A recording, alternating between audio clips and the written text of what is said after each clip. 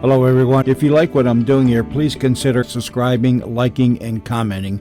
It would really help the channel out quite a bit. Thank you very much.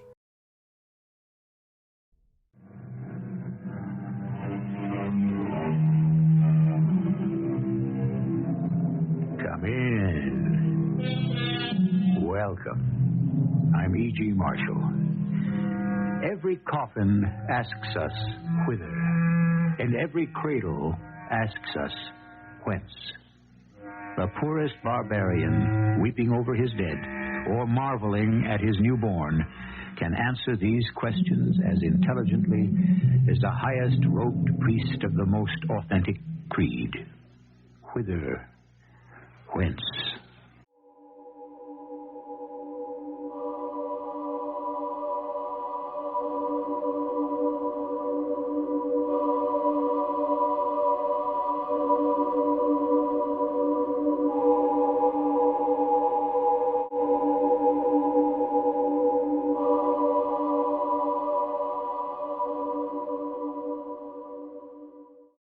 I killed him. Erica, you must control yourself. I shot him and killed him. No. Don't tell me no. We have to call the police. We'll call the police and tell them I did it. But you didn't kill him, Alan. You didn't kill him. I know. But I can only hope that I'll get away with it.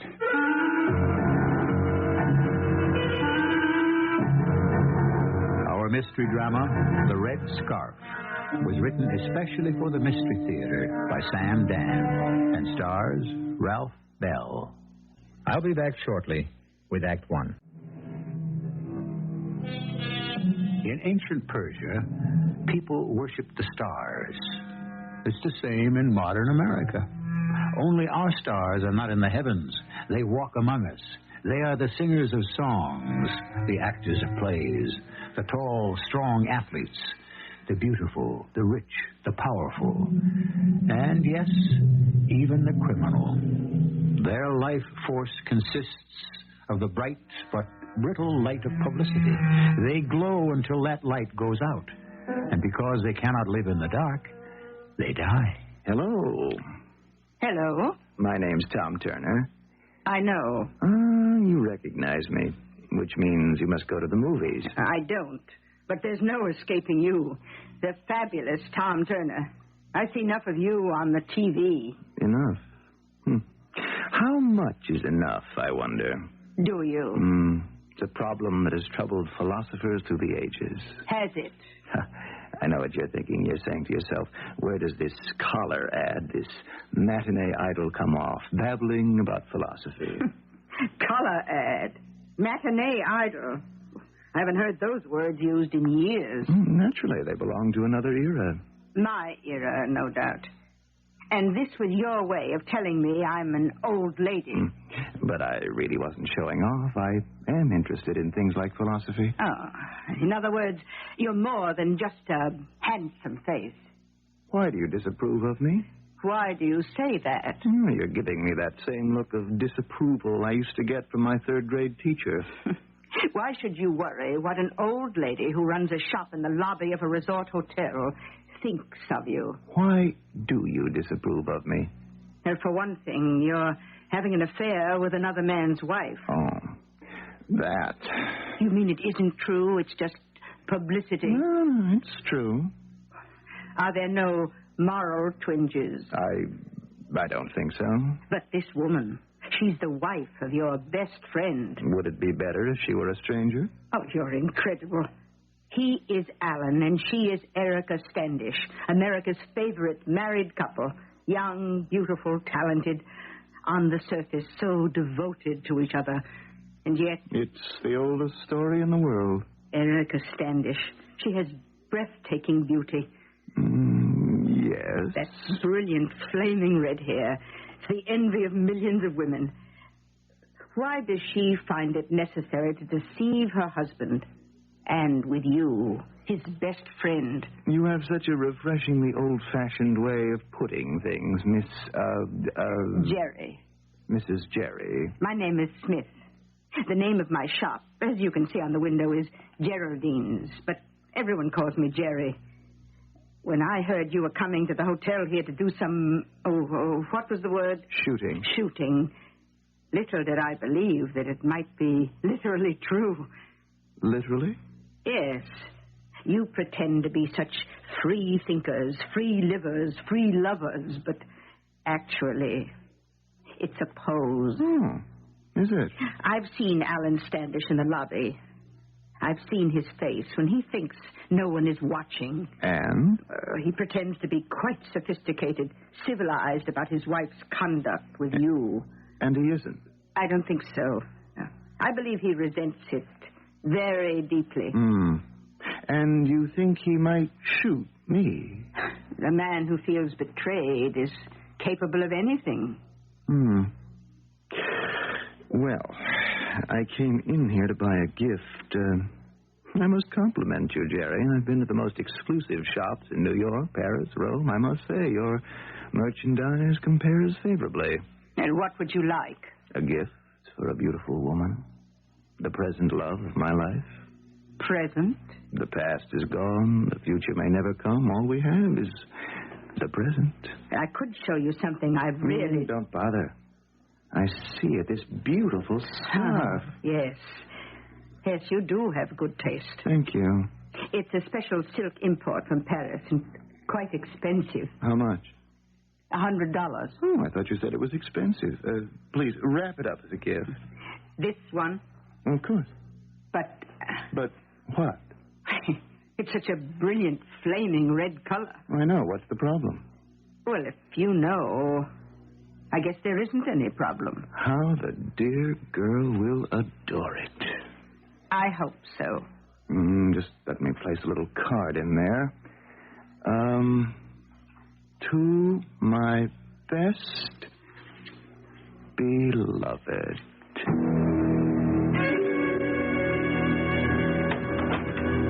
Alan? Just a moment, then. I'm on the phone. Yes, Lou.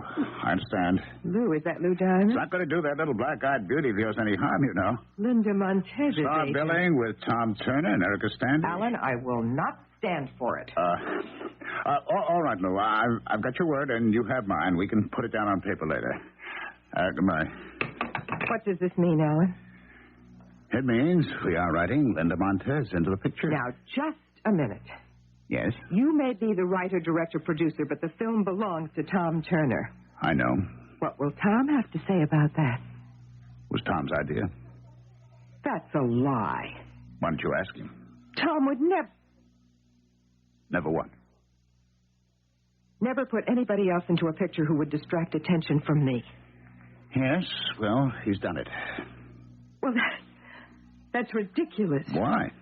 It makes a great deal of sense. How can you say that? Dramatically. Visually, you're a redhead. She's a brunette. Oh, stop that nonsense. Your eyes are glowing amber. Hers are flashing black. This is ridiculous. This is supposed to be a tender love story. It is. With Linda Montez? It's a different kind of love story. What kind?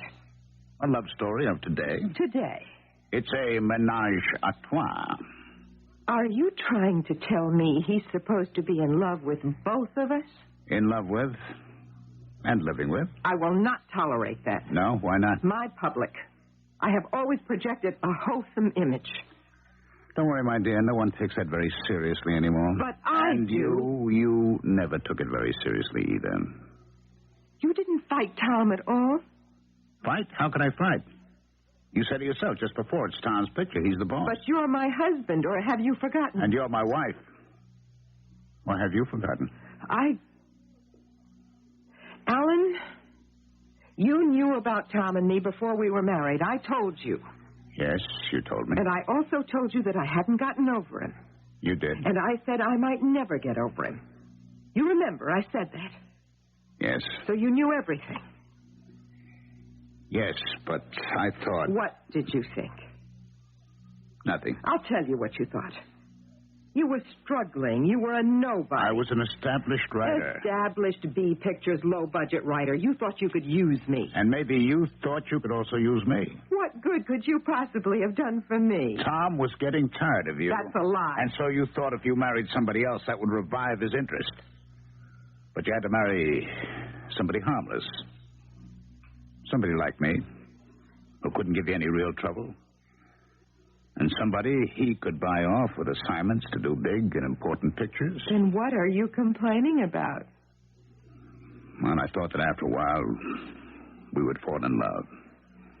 I know that I did. He can't do this to me. Erica, walk away from him. We have 3 or 4 more days shooting here and then back to the studio. It'll be 2 or 3 weeks before it's announced that she's coming on the picture. She is never coming on the picture. You'll be the one to walk away from him. Do it now, before anyone knows about her. Maybe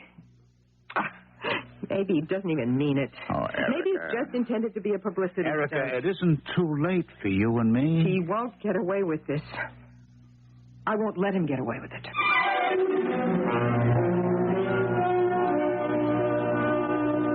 May I help you?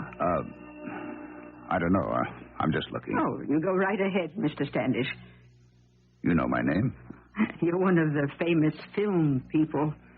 Huh. Infamous would be more like it. Oh, I wouldn't say that. Oh, then you know very little about us. I wouldn't say that either. Well, what is it that you do know? I have a very fine selection of pure silk scarves. Oh, I see you know how to change the subject. I would assume the merchandise in the shop is why you're here. You're not very impressed with me, are you? Should I be? Oh, I've won an Academy Award, Best Director, Best Writer, last year. My name is almost a household word. Really? I am impressed. No, you're not. You're amused. Am I? There's something about you. I would say you can look straight through a person and see exactly what's inside. You give me too much credit. What do you see inside me? A somewhat ludicrous man? What makes you say that? Oh, it's true. I am ludicrous. I didn't say that. Huh. You're too well-mannered. Why would I even wish to say it? Or think it? It's in all the gossip columns. Oh? What is? The story of my wife, Erica Standish, and Tom Turner. I never read the gossip columns. Well, by this time, you must have seen them together in the hotel, in the lobby, in the dining room. Isn't there something in the way they walk together, talk together, sit together? Why are you saying all these things to me, Mr. Standish? I don't know. These are personal, private things. And we don't even know each other. Perhaps I do understand that amused look on your face. I'm not aware of it. Oh, it says, here is this extremely powerful, talented man. And see how shabbily he permits himself to be treated by his wife and his best friend. Oh, yes, I've seen that look on other faces, but it was tinged with contempt. I could armor myself against it, but the look on your face, that's touched with pity. It finds me helpless. I'm sorry.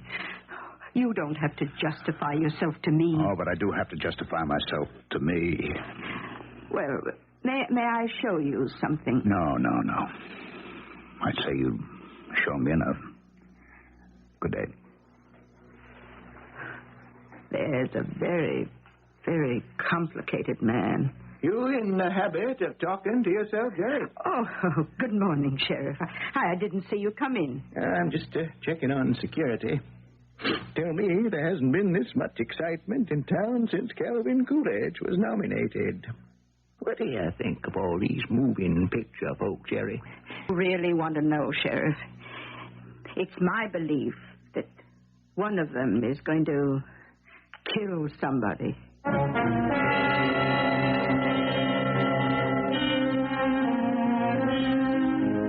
She's a most perceptive and unusual woman, Mrs. Geraldine Smith. But murder? Let's see. We do have a pretty well agreed on candidate for the victim. That would be Tom Turner, who forms the apex of the triangle. The other two sides are Erica and Alan Standish. Vote for your choice, and we'll check the results when I return with Act 2 shortly. The square of the hypotenuse of a right triangle is equal to the sum of the squares of the other two sides. However, Mr. Euclid and all other learned mathematicians and philosophers were dealing with triangles as a shape. We storytellers, however, are concerned with triangles as a force, possibly the most explosive force in the world. You say one of them's going to kill somebody, Jerry? It's possible, Sheriff. Well, who and why?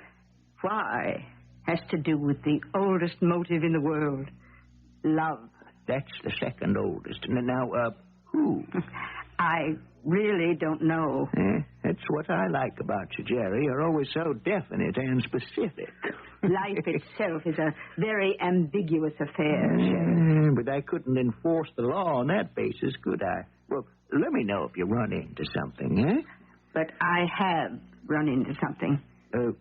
What? That's just it, Sheriff. I don't know what. It's just a feeling.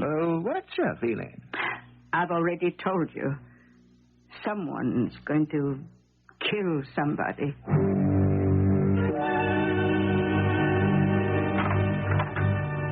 Ah, Erica. Yes, it's Erica. Are you going to ask me in? Well, of course. Now, may I offer you a drink? That sounds rather formal, doesn't it?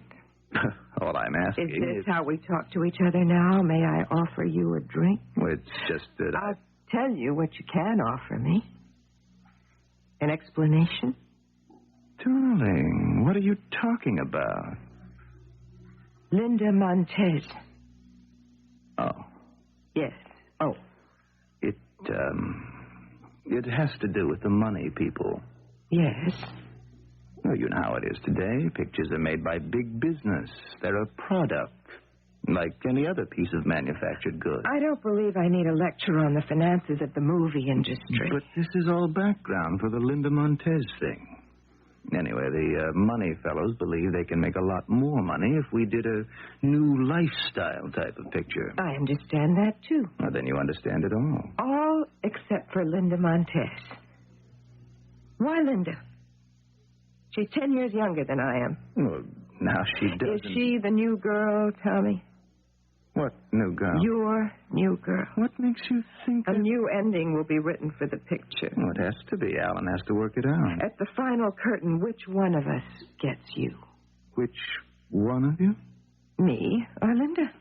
Well... Me or Linda? So that's how you intend to do it? Do what? Announce that it's off with the old and on with the new. Now, listen, Erica... Tom, I've been there before. That's how you got rid of Doris Leeds. Admit it. All right, I admit it. Then it is true. Yes. Tom, not us. It can't be over between us. Erica, everything comes to an end. We're supposed to be in love. That's the trouble. We're supposed to be, but we're not. Tom, I love you. No, you don't. You love yourself. How dare you preach to me? I know better than you are. Neither of us is any good at all. Speak for yourself. Both of us playthings for the public. It would be different if either of us knew how to act. I am considered one of the finest bodies. And so am I. You know what happens to toys? They get old, they get scuffed. Erica, the chin is just a little bit fuller, and some of those lines... You're not getting any younger either. No, of course not, but on me it isn't starting to show yet. You can't just throw me over. Darling, you could have found somebody else any time. But I didn't. We have 6 years together. Don't they mean anything? They're part of the past. Tom, please, don't. Why do you pretend, I'm Erica? not pretending. You are. You're pretending that you and I, that we're real people. We are real people. No. We're shadows on a screen, pictures on a tube, blocks of print and papers and magazines. What emotions do we have that belong to ourselves? It's all a pretense. Even our private lives. Even this is a pretense. We are real. We bleed. Oh, please, don't recite. Prick us, do we not bleed? That belongs to make-believe, too. We bleed. Erica, you're getting tiresome. But we do bleed. Very well, have it your way. Yes. We will have it my way. Now, let's be civilized. We'll have a drink for old time's sake, and we'll work together and make lots more money together. But we bleed. Now, Erica, this isn't funny. Of course not. It's very serious. Erica. Now, you see? Here is something real. No, Erica. Could anything be more real than this piece of steel? Blue steel? And from this comes the ultimate reality. Erica. Death. You're real, Tom. And I can prove it.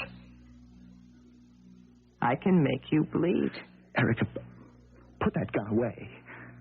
Here's something real for you, Tom. Something real. Eric.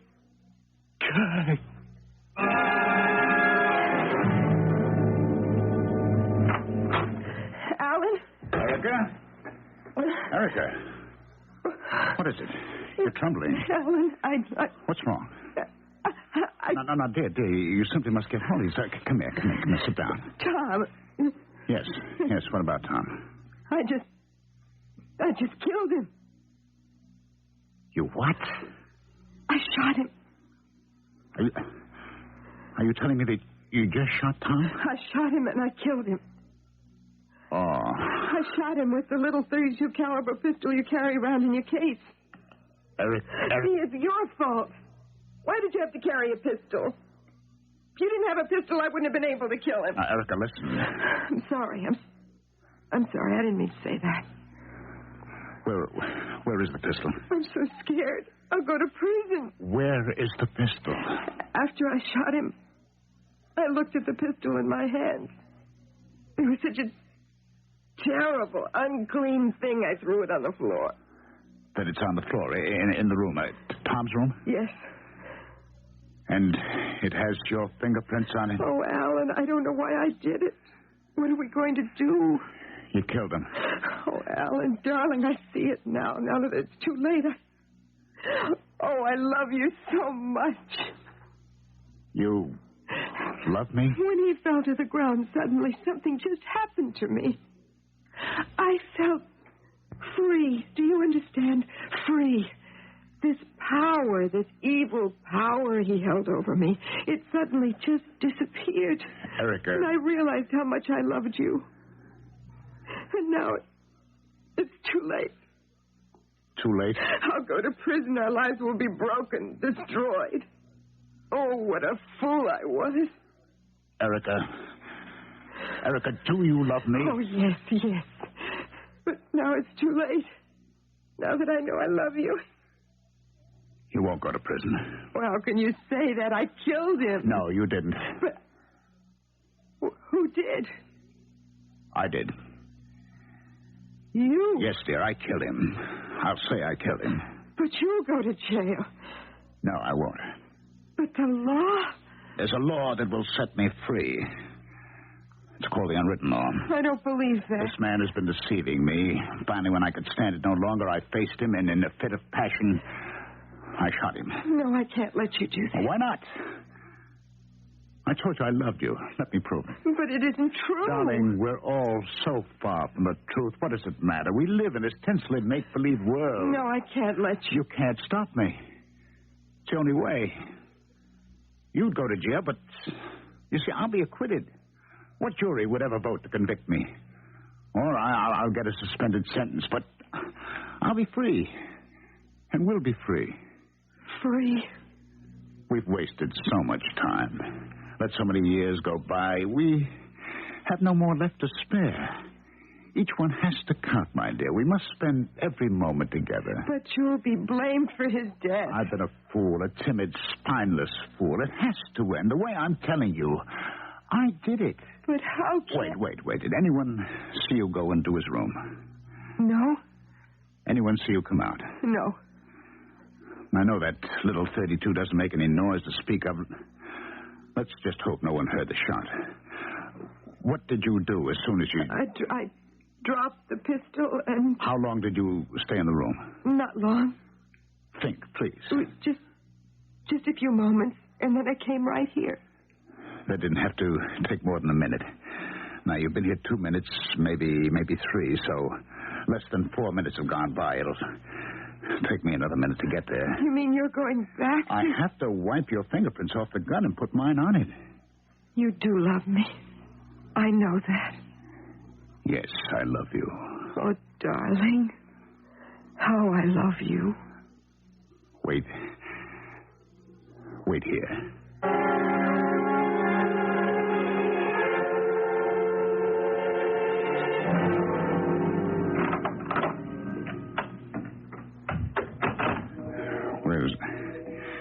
Where's the...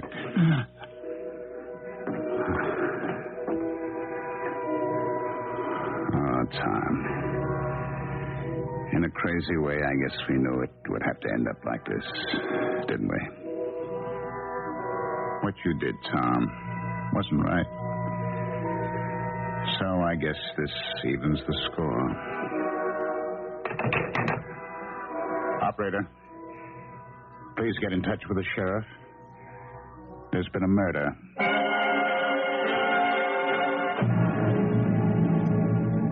Yes, there has been a murder.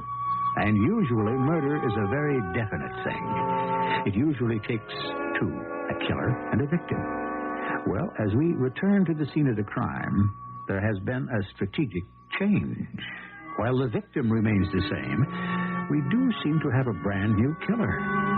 Will the cast of characters change further?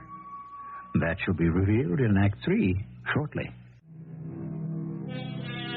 There is no cure for birth or death.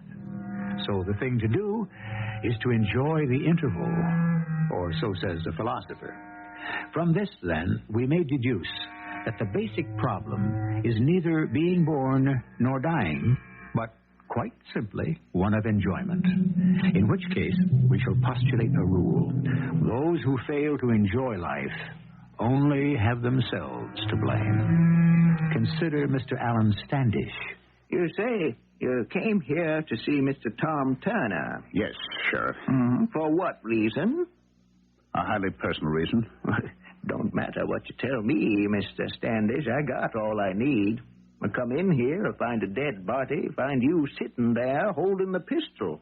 I got your confession. I got enough. Well, then why are you asking me all these questions? For the record, as I was saying, it don't matter what you tell me. If I was you, I'd be thinking about what I'd tell a jury. It had to do with my wife. And? I found myself in an intolerable situation. What you're saying is he was carrying on with your wife, and so you shot him. Yes. And you're going to plead the so-called unwritten law. Yes. Like you done in one of those moving pictures of yours a couple of years ago. Guy shoots his wife's lover, makes a great speech to the jury, he gets acquitted. Yeah. You can never forget that picture, huh? I'm flattered. Because it was so, what word can I use? Unreal. Mr. Standish, you can't just kill a man because he's making time with your wife. If guys could get away with it, we'd have 1 million of those murders a year. A man has a right to protect his honor. In the movies. In real life, we have divorce courts. I didn't realize what I was doing. You killed him with a .32 caliber pistol. Do you, always carry one with you? How did you happen to have it on you? So, you see, we have premeditation, which could make it murder 1. But Yes, Mr. Standish? Well, maybe I didn't mean to kill him. Then, why did you bring the gun? To have it handy in case I would have to scare him. Well, then what you intended to do was just say words to the effect of, you keep away from my wife or I'll kill you. Yes, something like that. And to emphasize the point, you took out the pistol. Yes. And it went off. Yes. And it was an accident. Yes. Well, I could understand an accident where the pistol would go off once, but twice? Well, Yeah. I'll have to ask you to come along. Where? Where do you think? Jail. Jail? You committed a murder, didn't you? But And jail's where you belong. Till a jury of 12 good men and true decide your case.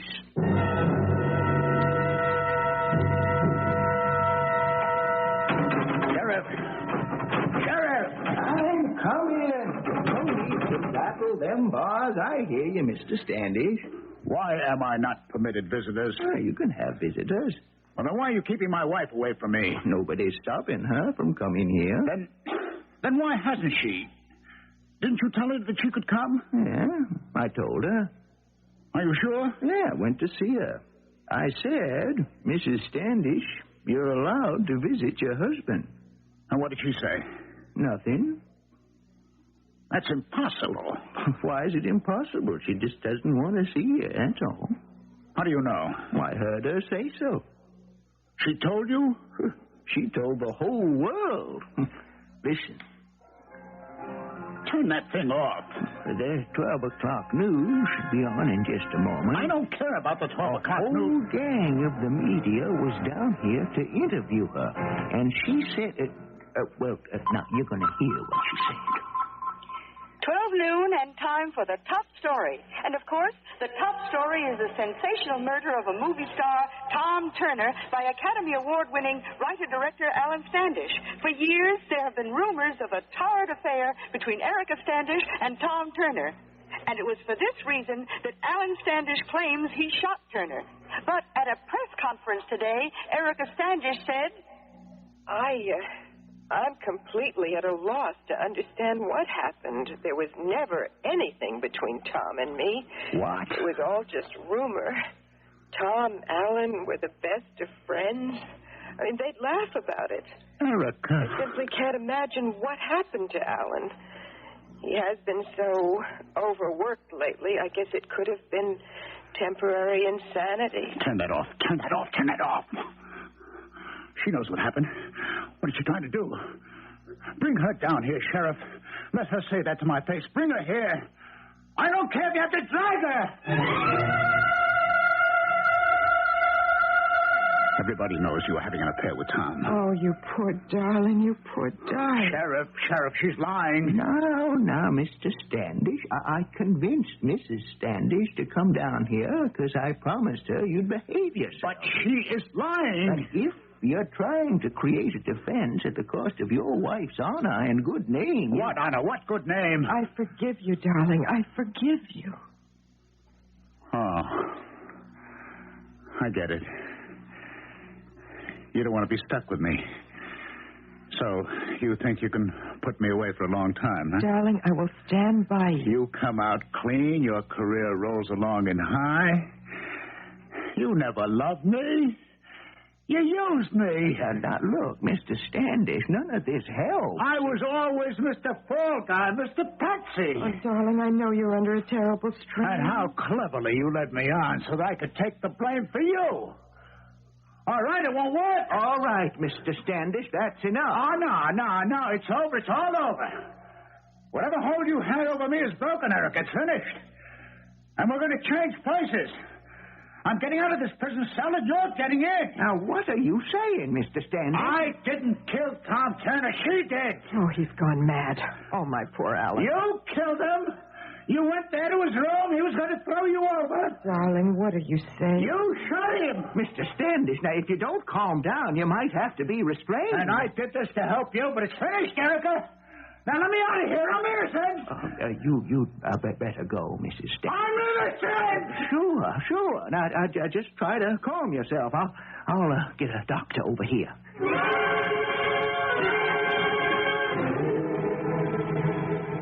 I want to thank you for coming, Jerry. I couldn't imagine why you'd want to see me, Mr. Standish. What with all the famous people you know. Of all the people I know, it happens you're the only one I want to see. Well, you hardly know me. I think you're the only one who'd believe my story. Oh, your story. My lawyer doesn't believe it. A very famous and high-priced lawyer, too. Yes, but he says, okay, stick to it, and we get you off on temporary insanity. But I tell you, I am telling the truth. I didn't do it. She did. Well, why did you arrange a thing like that? Because I was in love with her. Love. Love is a beautiful feeling. It's a wonderful state. Oh, not all love, not mine. My love was a terrible, ravaging illness. It was destroying me. It had already killed my self-respect. Why did you put up with it? Oh, no. Please, you mustn't ask that question. People like you who are strong, who are wise, who are sure of themselves, you don't really understand the rest of us. But to agree to take the blame... It was part of a dream. No, feverish fantasy. One day she would suddenly realize that I was the one. Oh, those are the stories you write for the films. Yes.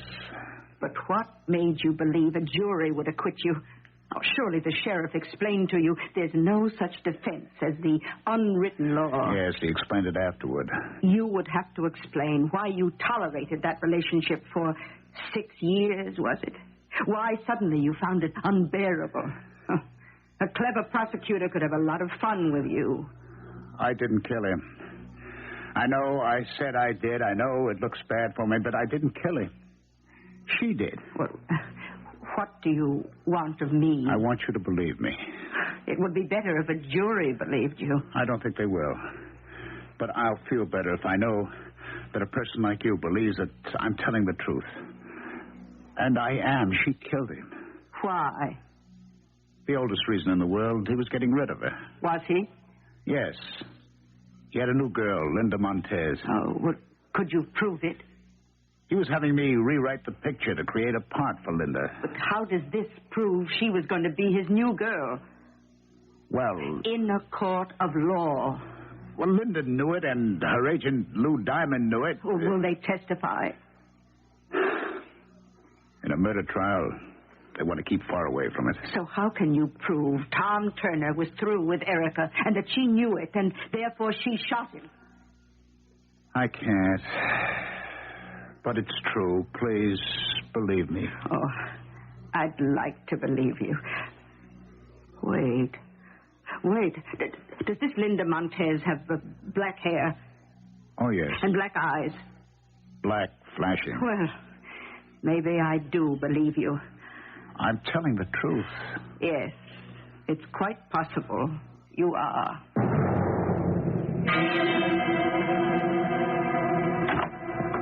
Yes? Oh, may I come in for a moment, Mrs. Standish? Oh, are you a reporter? Hardly. I'm Jerry, from the boutique in the lobby. Oh, yes, I thought you looked familiar. Well, I have a little package for you. For me? Yes. Tom Turner had bought this, and he evidently neglected to give it to you. Oh, well, what is it? Why don't you open it and find out? Thank you. Red scarf? Read the card. To my best beloved, you're Tom. He bought this red scarf for me? Oh, he couldn't have. He couldn't have with my red hair, my amber eyes, my complexion. How can I wear red?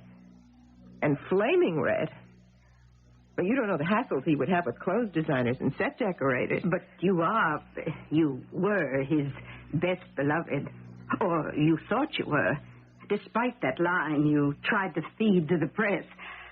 What are you trying to say? Well, you and Tom Turner have been, as they say, an item for years. That isn't true. It isn't? Oh, there must be people who know, who can be subpoenaed. Think of how often you and Tom were together since the day you met. What is this to you? You killed Tom Turner. You're crazy. Why would I want to kill Tom, especially if it's the way you say, if it's true I was in love with him? Because he was getting ready to take a new girlfriend. That isn't true. Who told you? Alan. Well, don't you see, Alan has to lie to save himself. Oh, no. No, Alan is telling the truth. Tom's new ladylove was to be Linda Montez. He's lying. I believe him. Because Tom did not buy that red scarf for you. He bought it for Linda. With her black hair, her black eyes, and here in his own handwriting, to my best beloved, your Tom. Give me that card. Now, just a minute. That card is all there is. It's the only proof. Now, give it to me. I'm sorry. It's a piece of evidence. I'm rich. All right? I can pay you. Are you asking me to... What do you care? Alan's a chump. He was meant to be a natural-born fall guy. Are you saying he took the blame for you? Believe me, the Alan Standishes of this world are born to take the blame for other people. It's their fate. Now, let me have the card. But it's wrong to make him pay for something. He loves it. He has to be a martyr. He thrives on self-inflicted sorrows. He's eating it up, enjoying every minute of it. Don't deprive him of his chance to suffer. Now, name your price for that card. I'm sorry. Not as sorry as you're going to be. Now, look. I am younger than you, and I'm stronger. I can take that card away from you, and that's exactly what I'm going to do. Hand it over! Hold it, just hold it. Now, Mrs. Standish, none of this is going to do you any good. You okay, Jerry? Yeah, just fine. All right, Sheriff. Let the whole world know. I did it. Let them know I was not just something Tom Turner could use and throw away. Yes, I killed him. I killed him because he broke my heart. Destroyed me.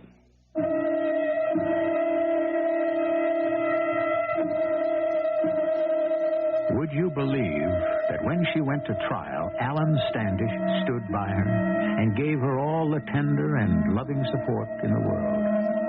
After she was judged to be insane, Alan would visit her every day and spend hours walking and talking with her and nursing her back to health. And when she was finally cured and restored to society, would you believe she promptly divorced him and married an up-and-coming pop singer half her age? Is there anything on our Mystery Theater more mysterious than life itself? I'll be back shortly. A red scarf, a casual gift, a hastily scrawled inscription, "To my best beloved." That's all it took to change the fate of 3 people. It caused the death of one, the criminal trial and conviction of another, and it should have brought the third to his senses. But there it failed. And what does it prove? Something you already know. Love can open the doors to heaven or the gates of hell. Step carefully. Our cast included Ralph Bell, Teri Keane, Bryna Raeburn, and Russell Horton. The entire production was under the direction of Hyman Brown.